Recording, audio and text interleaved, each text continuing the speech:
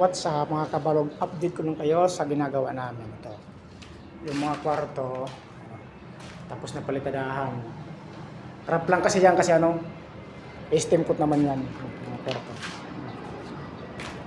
Tapos na palitadahan mga kwarto. Yan to. Yan siya. Pati yung CR. Yan siya. CR.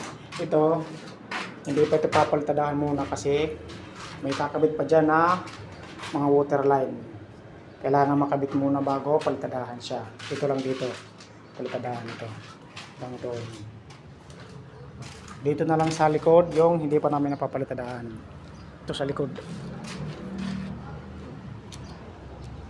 Yan. Saka dito. Yan. Tapos yung harap, tapos na rin itong harap. Tapos na rin namin itong harap.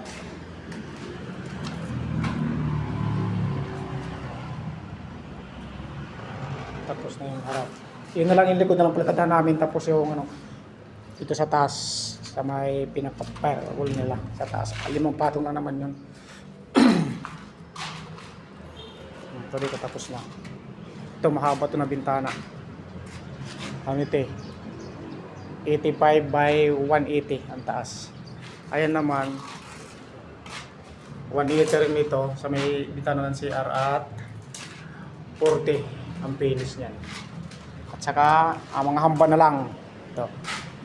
Mga hamba na lang pagkakakabit itong mga kwarto. Yan na lang. Kunti na lang.